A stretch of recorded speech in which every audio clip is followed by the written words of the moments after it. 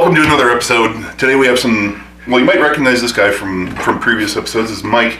We have Ryan as our special guest today. And then, of course, you know, the evil Mike over here. So, and I'm Jesse. Tonight we're going to be talking pretty much squirrel stuff. We're a bunch of squares. Yeah. Old squares. What's a squirrel, Jesse? What is a squirrel? Actually, maybe we should ask Ryan. Yeah, I was going to say Ryan. Ryan, what's a squirrel? A squirrel is a square barrel that you can replace the staves out of, basically. And you can carbonate in it. You can serve it like a regular keg. You get different woods and stuff like that. So what's the advantage of a squirrel over a barrel? It is a forever barrel, basically. Yep. You just when the wood character goes out, you just replace the staves and you keep using it. So. And one other advantage too is it seems, you know, a regular barrel, if it's dry, it dries out, and you'd have that issue with the staves, but that would ruin a barrel. Where with the squirrel, I guess you could just replace the staves and keep going. Yep. You know? Yep. And you can mix wood too, right? Correct. Yeah, because on this one, didn't we have it on oak? And so this is Black is Beautiful, or Imperial Stout. It was on oak and amberana. Yeah, French oak and amberana. Oh, Yeah. Amberano? Amberana. It's a wood from out of Brazil. Yeah. Oh. I think, is that the only wood that's been known to come out there for beer flavoring? No, they have there's a about couple 3 others. out of Brazil, I believe. So Ryan was nice enough to also bring his Baltic Porter. So I'll tell you, our friend, the other friend of the show, Jerry, was in on the group that did the Baltic Porter with Ryan. And I had that a couple years ago, and I was like, how do I get in on this? Because I want to be in on the next one. And so luckily I was, yeah. Yeah. And what'd you do the Baltic Porter? What did you put that on? So that was also French oak and amberana. We've only done 2 beers in the barrel, so I also have a set of American oak staves for it that haven't been used yet. So. Thanks. Oh, please. All right. Yeah. So, and through the episode, we'll try to put some hopefully by this point we put some pictures of the squirrel, because it's a very unique looking thing. Yeah. So, and we'll throw a little link to the website where you can order one. I will warn you, the price point is not the squirrel's advantage over a regular barrel. Is there 16 staves? You can get them with 10 staves, or you can get them with 20 staves. And they also have a 10-gallon one, a 30-gallon one, and a 60-gallon one. So I think the 60-gallon one you can get up to 40 staves. So. So it's a 60-gallon one, a 2 squirrel. Yeah. two barrel squirrel. Two barrel squirrel. So another advantage to it is, don't regular barrels, they require a lot of maintenance and upkeep and attention, and this thing is a little bit more maintenance free. But you can pull the staves out of after every batch and stick them into the oven and sanitize them and just store them away dry. And being stainless steel, you could sanitize the whole squirrel. Right. You put that in the oven. Right. I don't know if that's recommended. That's a big oven. So what do we got from this one? Roasty. I think the hops are starting to mellow. Right. Yeah. I didn't taste this before, but I mean, you get some hop bitterness on the back end. It's not forward at all, I don't think, but definitely giving a roastiness. So what's on the nose? Is that the hops and the wood kind of mingling, or is it primarily the wood? I think that's... So amberana gives that cinnamon, coconut character, nutmeg. I think the coconut, I think I'm getting a little bit of that. I'm getting a little bit of coconut, but a lot of nutmeg right now. And eventually, I've noticed with that Baltic Porter, it's changed over time. It definitely starts becoming more cinnamon or character. Or Really? Okay. Because when I first had that Baltic Porter, I think Jerry's, it was like cinnamon hit me in the head. Boy, it was really cinnamon. It was awesome. Is that the wood? Yeah, that's just giving it that cinnamon and the nutmeg, just that. There Yeah. wasn't anything in the ingredients of the beer. No. Pretty straightforward beer recipe. Yeah. Yeah. Yeah. And I know it's interesting that he mentions the cinnamon. I got coconut and vanilla out of it. Right. That was for me. It's been solid coconut, vanilla, maybe a little cinnamon coming In in this? lately. No, in the square, in the Baltic okay. Porter. Yeah. Because I get coconut in this. I haven't tasted that one. Well, maybe I did at one point, but I don't remember. Taste it here, but I'm definitely getting some coconut here. Not so much cinnamon though. It's really calming down though. Yeah. Yeah. So, and I store these at, like I don't know, probably the high or low 60s, high 60s, somewhere around there. I have mine in my basement. I haven't tasted it since I bottled it, basically. So. You know. Starting to get some of the heat now, because before the hops were so pungent at the finish, you couldn't get any heat or anything. Now it's really warming. It's not hot. It's just really warming at the finish. What's the ABV on this? Who knows? Who knows? Well, I mean, there were like how many people? Five people. Beer guys. Oh yeah, it was a Six collaboration. That's Yeah, right. so it was Everybody like- poured their beers in, and yeah. Guesstimating 10. Well, man, it's a little Wow. drier than I was expecting it to be. Well, and this batch did kick off fermentation again in Yeah. the barrel, and I was wondering why I had beer kind of leaking out the sides. That was the issue. It was all sealed up and just all that. I don't pressure. recall if I used Nottingham on this or not, but I've come to realize that I think Nottingham's a bit too much of a monster for the beers I use it in. Did everybody use a different yeast? I think we had a range of selections, right? Um, I did clear Nottingham with Ryan before I used it, but Yeah, I think I can't remember, to be honest with you, Yeah. if we all used different yeasts. Was there a grain bill constant, or was there any constant? Yeah. Well, Yeah, what was the constant?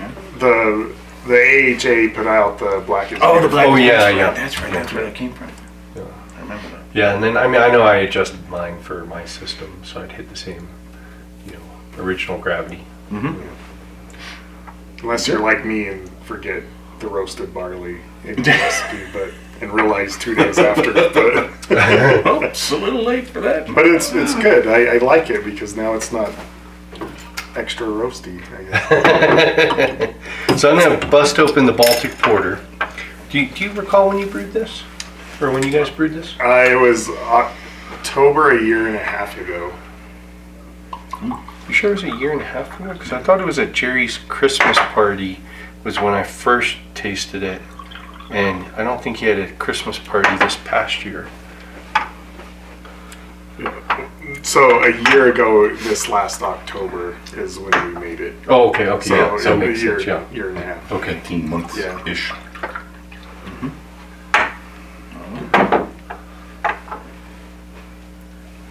Ooh. I think we get more vanilla now. Oh no. I This- love that aroma. This Yeah. one's starting to get It's just that so darker fruit Yeah. character. Right. Yep. The vanilla. I definitely get the vanilla on the nose. Wow. That is awesome.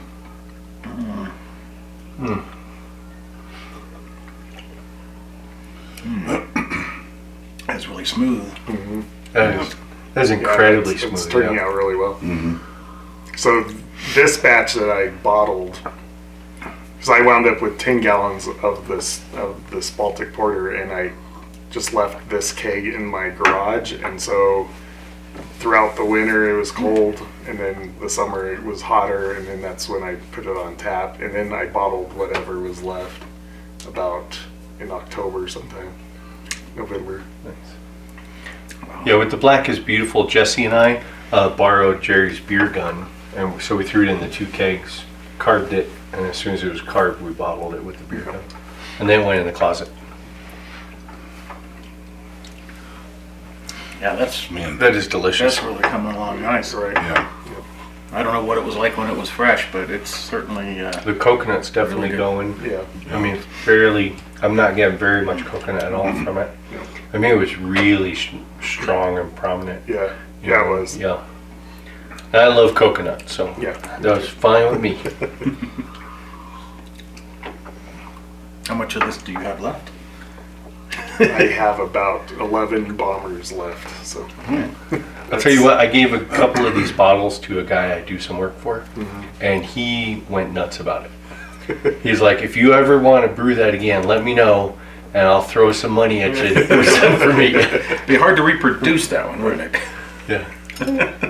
I mean, not the Black is Beautiful recipe, but the collaboration of the. Oh yeah. I mean, you had everybody brewing and coming yeah. together and then putting it in the squirrel barrel. Yeah. So to reproduce that would be Yeah. a challenge, right? Yeah. Those barrel projects are always interesting though, because it's a wild card on what people put in there, and sometimes it attenuates, sometimes it doesn't. Secondary fermentations. I know we did one with Tom from the club. Yeah. And Josh, who was on one of our last episodes, he was really ticked off because it was a barley wine, and someone used a really attenuative yeast and it dried it right out. Yeah. It's so dry. Yep. See, I was in on the barrel after that one. Yeah. We did it with Tom's barrel. Russian Imperial the Russian Stout. Imperial Stout, of which I still have some bottles of. Oh, me too. Yeah. That came out real well. Yeah. Really surprising considering it sat in that barrel in the heat of the summer in his garage for a long time, and he wasn't sure he was able to get enough CO2 in there to keep it from oxidizing. Okay. He was worried about it being really bad when it I thought it ended up being over the cold months, and that's why it took so No, long. it was through the summer. Okay, we was it? filled that Okay. thing up in June, I think. Okay. We didn't get it out until Like October, wasn't it was way late in the year. Yeah. So it sat. Wasn't it the next year? Well, it? I don't think it was that long. Yeah. it was in there a while. Yeah, Because that- Tom had things going on, right? Yeah, So yeah, he didn't had have some time to family attend to things it, and going so on, yeah. it is what it is. And when it finally came out, he was like really surprised. Yeah. So, I describe that stuff to people as boozy motor oil. It is. But it have is you noticed so how it changes? boozy. I haven't had had a it in a bottle of little it while. recently, Yeah. yeah. It's pretty hot though. It's pretty. It hot. was I hot. can't wait for it to calm down. I a think little it's bit more. calming down. I think I had a bottle of it about 2 weeks ago. Oh, okay. And I think I it's may have to calming check it down. out It's again, not as boozy as it was. It was. Yeah. I think his original gravity goal was 11:11. Yeah. Oh no, and I appreciate Which- the beer. I appreciate it for what it is, but yeah, that's a strong. up there. beer, And yeah. that was an Imperial Stout. Yeah, Yeah, Russian Imperial. Imperial. Stout. Mm. Yeah, that's some good stuff. So the saddest thing about these beers is that Ryan is taking his squirrel and leaving. Yes, I am. Did you want to talk about that at all, Ryan? No, not yet. No? A little Okay. too early, but Okay. So he wants us all to come down there and do squirrel projects where he's moving. So we'll see. Maybe we'll have a remote session. right. Yeah, that would be great. The down there's the mystery. Yes. Where is down there? Is it Texas, Mexico, South America? Pueblo, Pueblo? Could be Fountain? south of Springs. Who Could be knows? Fountain. Could be Yeah. South Africa, could Yeah. be Fountain, Whitefield. Yeah, we don't know. Oh, Well, you don't know. next season on. No, it's kidding. Stay tuned. So did we want to chat anything else about these beers for the squirrel? Anything to add, Mike? First time I saw one, I can tell you, and it's before I saw yours, and then when I saw yours, I was like, whoa, was at Purpose Brewing in Fort Collins. Peter really? Buchart had one up there, and I took a tour there and saw that, and I was like, what is that? Because I'd never seen anything like it. And you've seen pictures of it now on this episode, I'm sure Hopefully. by now. Hopefully, that's your job. So you know what it was? It was just sitting there, and I'd never seen anything like it.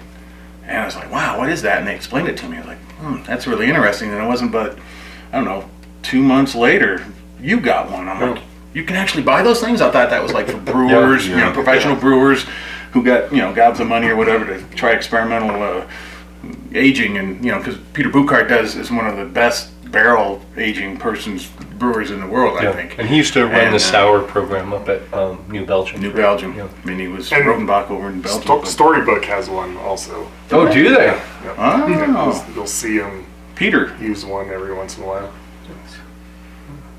Nice. Yeah, so that's the first time I saw one. I was like, wow, that'd be great to have one of those. Yeah, and usually like if you ever go to Big Beers Barley Wines Festival, sometimes they'll have a 10-gallon one there and serve from that there. But I think did you say the surface area on the squirrel is better than the equivalent size barrel? yeah, because you get the end grain of the stave instead of just the long grain, so it really brings out that character a little more. Are the staves charred? You can get them charred or not charred. There's different levels. Have you done any experimentation with the char? No, because the company recommends for beer not to char them. Because it's Right, they're charred for the whiskey, right. but for whiskey barrel. Right. But I mean, all the barrels obviously that I've seen used for beer have been charred, used as a whiskey barrel. Yeah. And so it's worked out. But What's the smallest? You said 10 gallon was 10 the smallest? gallon, yeah. 10 gallons. 5 gallon would be kind of cool. If they made a 5 gallon one, that'd Yeah. be. I think 10 gallons is pretty doable, though. Yeah. I was just thinking 5 gallons would be. I don't know. 10 gallons would be good for a like collaboration between two people. Right. Or even smaller. Yeah, 5 would be cool. Yeah. And that's kind of what I was thinking of doing, is just getting a 10 gallon, and it's like, why not just get a bunch of club guys involved and spend the extra $100, because that's what it was, is for price difference. Yeah. I'll tell you the other secret about the barrel projects is that when you fill it, everyone has to get together and then sample each of the beers. And So it's sign like- off, basically. Yeah, approve. Yeah. but it's like, you get to hang out with your buddies for an hour or so. And drink everybody. Yeah. Oh, And then That's right. if you're meticulous, then everyone's got to come over at least once for a tasting Right, in yeah. between. And then you got to come over and empty it. So then everybody gets about 4 gallons at that point. Yeah. Yeah, that's the second barrel project or the second person's barrel that I've been involved in projects with, and yeah, that's a lot of fun. Yep. Yeah, I was in on that Tom's first barrel, Yeah. and I didn't really enjoy that beer either. So You had given me a bottle of that sat in my refrigerator for a very long time. And actually, it wasn't bad once I finally had it, but you had talked about it being Yeah, for questionable a at barley the wine. time. For a barley wine, I mean, it's really, really boozy and it's really thin and dry. But I mean, I think I It's got- think some of that mellowed out, though. I mean the whiskey or the bourbon character. Is it bourbon? No, it was. I can't remember the liquor that was in the barrel. Anyway, whatever the liquor was in the barrel, it's not very strong. The flavor's not strong in the beer, which I don't like about barrel-aged beers. If it's just punch you in the face with liquor. yeah, And the wood character was nice and light. So I was pretty happy with the way it turned out. I still have a lot. Oh, do you? Yeah. Well, I'm sure it's changing too, as you Yeah, yeah. probably tasted it over the course of months. That it's mellowed out. Maybe Yeah. it's not as boozy.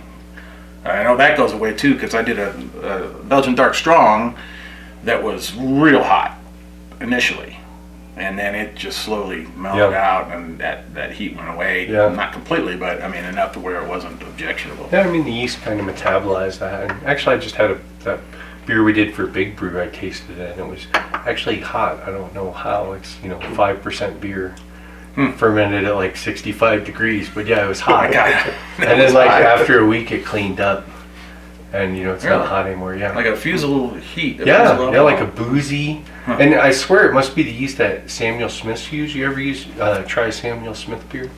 Yes, Like I've had their your stouts. beers. Yeah. You're like, whoa, that's great. What is this? 11%? No, it's 4. It's 5. right. I don't. That must be how they get the boozy character from it.